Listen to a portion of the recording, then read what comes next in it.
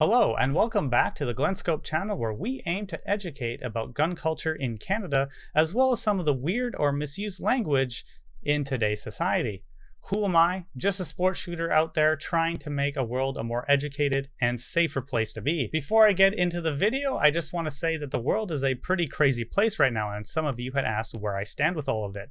Protests are good. Get out there and show them that we still have free speech. Rioting, I'm not a big fan of, and looting is bad. Overall, we will need police officers, but more should be done to ensure police officers with bad temperament are either arrested or dropped.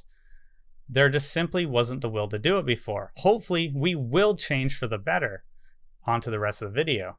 Today, we'll look at a clip from our main news channel, CBC. Nothing graphic is shown, just real life. Surveillance footage shows a silver SUV circling a building. Then it pulls up beside a car filled with people. A single shot is fired. Janice Nyarko, sitting in the back, is hit and later dies in hospital. CBC didn't know it at the time, but Janice Nyarko worked at a local shelter. Overall, this was a massive loss to the community, and the world is a lesser place for it. Next clip. It does look like the characteristics of street gang subculture, where you do a couple of drive-bys and then you are usually in your rivalry neighborhood. Street gang subculture. Something that Janice was working to get these kids out of. There are tons of these outreach centers, and the workers, just by being there, are taking a massive risk and worthy of our respect. This is what happened next. Though police say there's no reason to be alarmed. Last week, they carried out a blitz on one street gang, resulting in 75 arrests and the seizure of 78 guns. 75 arrests in a week. The police are doing an amazing job getting all those criminals off the streets, but if you didn't catch it. Though police say there's no reason to be alarmed. Media said not to be alarmed. I'm sure everything is now safe and that there's going to be no more illegal activity. I wonder how long it took them to get the names to actually get the 75 people on that list for the blitz to actually arrest them. It sounds like a war zone. But there's one more thing I want to take a look at. Let's freeze frame on those guns on the previous image. The first thing I notice about the picture of these guns is that they all look like subcompact or compact handguns. Just like cars, they're small. Compact handguns in the USA typically have a 4-inch barrel or less.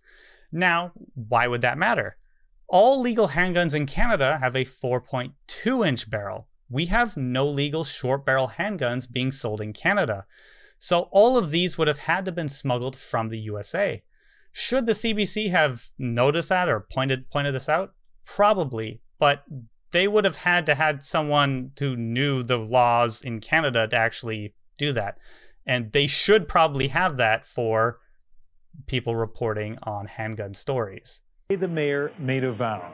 We are going to root these people out, gang by gang, neighborhood by neighborhood, block by block, and that's exactly what the police service is doing. I think they proved that last week, and we're going to get these people off the streets. Mayor Tory talking tough on crime, but he's shaking his head like it's giving me vibes like he doesn't actually believe what he is saying. But it's a good soundbite, and if you play it 100 times, it just becomes true. Now we get into the real gem of this CBC report. The activists' street-level view. It's the only option for them because that's all they see, that's all they know. Louis March has been walking these streets, talking to young people at risk for years.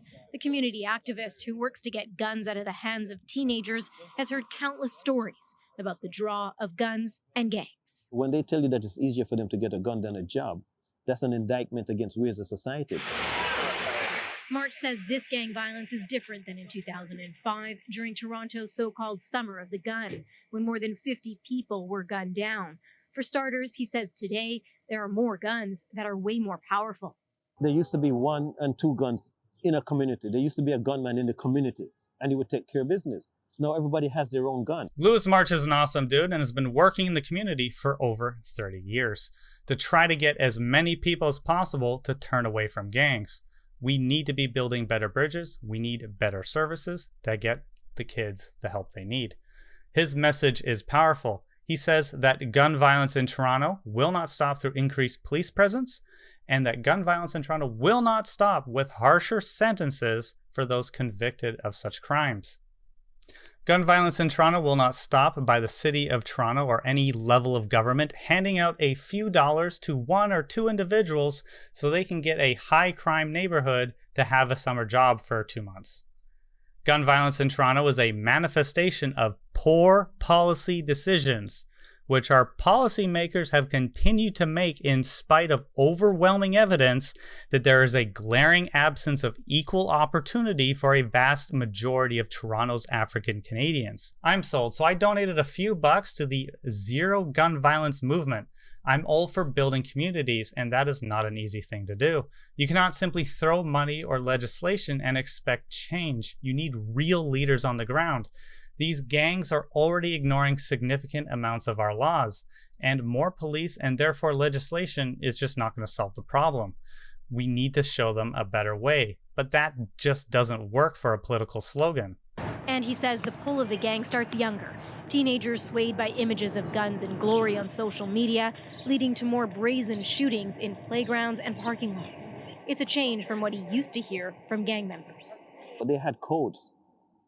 They had rules in terms of firing a gun, where, who, and so on and so on. The young people today don't have those codes anymore. There is no simple solution, but he says what the mayor is proposing won't work. Adding 200 police officers is just an indication that the mayor doesn't really understand the complexity of this problem and what needs to be done.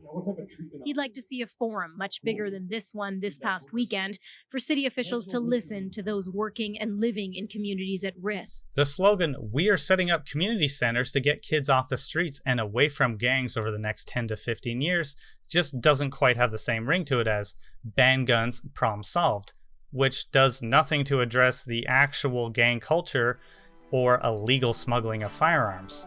Thank you so much for checking out my video. I'll be making more of these clip breakdowns as well as more features like the one I did on the Nova Scotia shooter. And lastly, if you want to help Lewis march with ending gun violence, I highly suggest you check him out. I left a link in the description below, and I will see you in the next one.